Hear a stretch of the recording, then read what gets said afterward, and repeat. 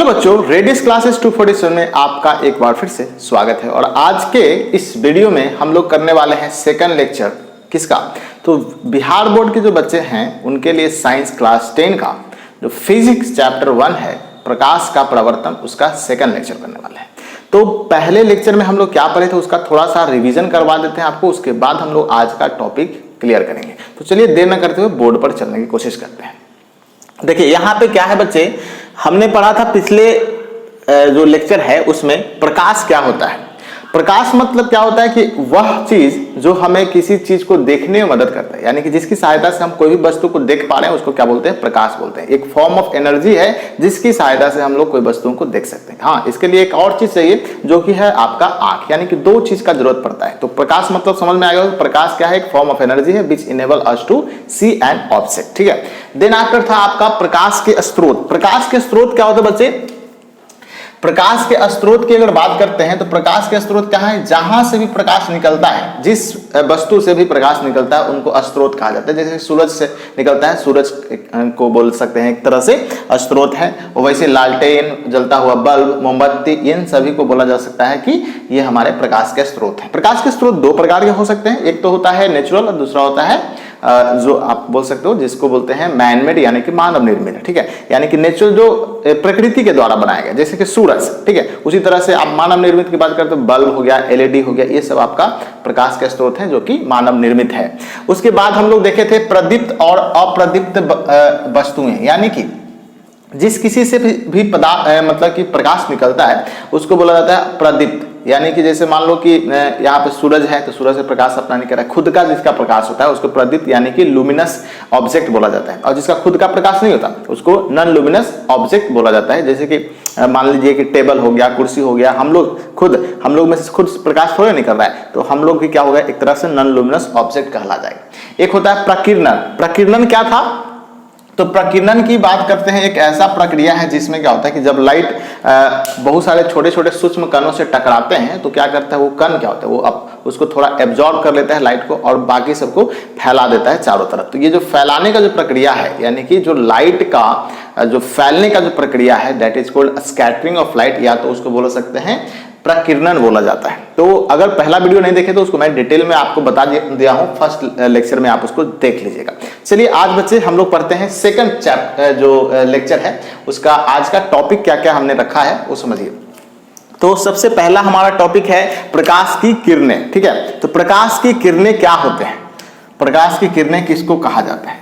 अब देखिए बात समझिए, प्रकाश की किरणें क्या होता है? बोला जाता है कि जो लाइट होता है उसके पास दो नेचर होता है। एक तो होता है कि वो स्टेट चलता है, पार्टिकल नेचर होता है, और दूसरा तो वेव नेचर, यानी कि वो मुड़ भी सकता है। तो जो स्ट्रेट चलने का, एक सरल रेखा में चलने का जो प्रोसेस हुआ, या तो बोल सकते हैं जो इसका एक तरह से बोल सकते हैं कि इस सरल रेखा में चलने का प्रवृत्ति कहने का मतलब इसका प्रॉपर्टी जो हो गया उसको बोला जा सकता है एक तरह से प्रकाश का किरण बोल सकते हैं। यानी कि प्रकाश का किरण का डेफिनेशन भी हमने लिख रखा है आपके लिए, कहता है कि एक सरल रेखा में चलने वाले प्रकाश को ही प्रकाश का किरण बोलते हैं, दैट इज रे बोला जाता है। ठीक है, ऐसे मैथ में आप रे पढ़े होंगे, यानी कि किरण के बारे में पढ़े होंगे कि एक स्ट्रेट लाइन में जो एक ही एंड पॉइंट जिसका होता है उसको रे बोला जाता है। इस प्रकार से आप रे की बात करते थे। ठीक है, ये रे होता है, मान लो कि ए और बी होता है ना, ये रे होता है। ठीक है, तो यहाँ पे इस प्रकार से एक सरल रेखा में चलने वाले जो किरण है, किरण ज्यादातर ऐसे ही सरल रेखा में ही चलते हैं, तो इसको बोला जा सकता है रे बोला जा सकता है।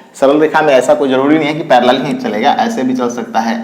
ठीक है, इस प्रकार से। तो यह बात समझ में आ गया होगा आपको कि क्या है हमारा प्रकाश के किरण। अब देखिए प्रकाश के किरण के बाद होता है आपका प्रकाश पुंज, यानी कि प्रकाश पुंज किसे कहते हैं? तो प्रकाश पुंज की बात करते हैं तो देखिए बीम ऑफ लाइट को बोला जाता है प्रकाश पुंज। जैसे देखिए यहाँ पे आपको मैं समझाने की कोशिश करता हूँ कि बीम मतलब क्या हुआ, एक बैंड है। एक बैंड कहने में तो बहुत सारे रेज जब आपस में साथ साथ चल रहे हैं ना, तो उन सभी रेज को क्या बोला जाता है? एक तरह से किरण पुंज बोला जा सकता है। देखिए डेफिनेशन क्या लिखा है कि जिस किरण पुंज में प्रकाश की किरणें एक बिंदु स्रोत से यहाँ पे कहता है प्रकाश की किरणों के समूह को प्रकाश का किरण पुंज बोला जाता है। प्रकाश के जो भी किरण है उन सभी का समूह को मिला दिया जाए तो प्रकाश पुंज बोल सकते हैं। जैसे मान लो कि इस प्रकार से प्रकाश बहुत सारे किरण हैं तो ये सबको पुंज बोल सकते हैं। ठीक है, 3 प्रकार के पुंज होते हैं, टाइप्स ऑफ पुंज की बात करते हैं तो 3 प्रकार के, कितने हैं? 3 प्रकार के। एक होता है अपसारी, दूसरा होता है समांतर, तीसरा होता है अभिसारी। तो सबसे पहले हम लोग अपसारी की बात करते हैं, जिसको बोलते हैं डाइवर्जिंग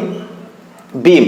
अब देखिए यहाँ पे क्या होता है, डाइवर्जिंग कहने का मतलब होता है डाइवर्ज कर जाना, यानी कि फैल जाना। ठीक है, हम लोग आगे पढ़ेंगे मिरर के बारे में भी, डाइवर्जिंग मिरर, कन्वर्जिंग मिरर जो भी होता है। तो इसमें डाइवर्जिंग कहने का मतलब जो फैल जाता है, एक बिंदु स्रोत से चारों तरफ फैल जाने का जो प्रवृत्ति होता है ना, उसको बोला जाता है डाइवर्जिंग। तो इस तरह का जो पुंज होते हैं, इस तरह का जो बीम होता है, उसको क्या बोलेंगे, डाइवर्जिंग, यानी कि अपसारी किरण बोला जाएगा।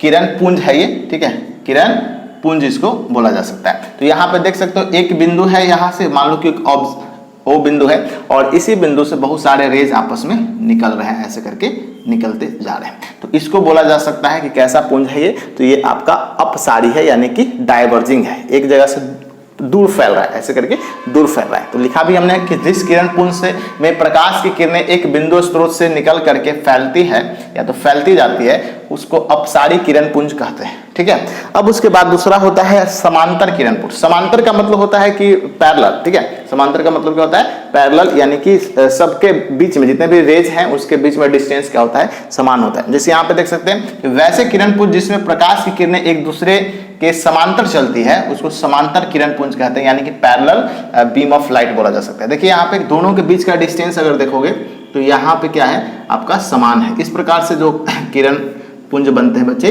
वो सब क्या कहलाते हैं, आपका समांतर किरण पुंज कहलाते हैं। ठीक है, अब उसके बाद हम लोग बात करते हैं समांतर के बाद अभिसारी किरण पुंज क्या है। अभिसारी कहने का मतलब क्या होता है ना, कि अभिसारी में होता है कि कन्वर्जिंग होता है, यानी कि बहुत सारे रेज आकर के एक पॉइंट पर मिल रहा है या तो मिलता हुआ प्रतीत हो रहा है। तो उस तरह के जो किरण पुंज होते हैं ना, उसको क्या बोला जाता है, अभिसारी, यानी कन्वर्जिंग बीम ऑफ लाइट बोला जाता है। जैसे देखिए, वैसे किरण पुंज जिसमें प्रकाश की किरणें एक बिंदु पर आकर के मिलती है या मिलती हुई प्रतीत होती है, अभिसारी किरण पुंज कहलाती है। यहाँ पे जैसे देखिए, एक बिंदु हमारे पास है P, और इस P पर आकर के ये सारे किरणें क्या हो रहे हैं, आपस में यहाँ पे एक ही बिंदु पर आकर के मिल रहा है, या तो मिलता हुआ प्रतीत भी होगा।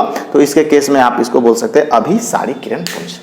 तो समझ में आ गया होगा ये जितने भी आज का टॉपिक है वो सब। चलिए थोड़ा सा क्विक रिवीजन आपको करवा देते हैं। सबसे पहले हम लोग क्या देखें, प्रकाश के किरण क्या होता है। तो प्रकाश के किरण, अगर एक समांतर रेखा में कोई किरण चलता है, मतलब कि प्रकाश चलता है, तो उन सभी को क्या बोलते हैं, प्रकाश की किरण बोला जाता है, यानी कि रेज बोला जाता है। दूसरा होता है किरण पुंज, यानी कि बहुत सारे किरण एक साथ मिल गया, यानी कि ग्रुप ऑफ बोल सकते हैं, ग्रुप ऑफ जो रेज है उन सभी को क्या बोला जाता है, किरण पुंज बोला जा सकता है। किरण पुंज तीन प्रकार के हो गए, एक हो गया अपसारी, ठीक है, दूसरा होता है समांतर, तीसरा होता है अभिसारी। अपसारी कहने का मतलब जिसमें क्या होता है कि एक बिंदु से बहुत सारे किरण निकल रहे हैं और फैलते जा रहे हैं, उसको अपसारी बोलेंगे। उसके बाद समांतर में तो बहुत सभी किरणें क्या होता है, एक समान मतलब कि दूरी पर चलती हुई प्रतीत होती है। उसके बाद होता है अभिसारी, जिसमें क्या होता है कि एक ही बिंदु पर बहुत सारे किरण आकर के मिलते हैं या मिलते हुए प्रतीत होते हैं। तो उस तरह के जो किरण है, किरण पुंज है, उसको क्या बोला जाता है, अभिसारी किरण पुंज बोला जाता है। आई होप ये वीडियो आपको समझ में आ गया होगा बच्चे। ये लेक्चर अगर आपको समझ में आ रहा है तो हमारे चैनल को सब्सक्राइब कर लीजिए और इस वीडियो को लाइक करके अपने दोस्तों के साथ शेयर करना ना भूलें। और भी ऐसे वीडियो आप चाहते हैं तो आप हमारे कमेंट बॉक्स में जरूर लिखिए। चलिए बच्चों, मिलते हैं अगले अपडेट्स में, तब तक के लिए गुड बाय।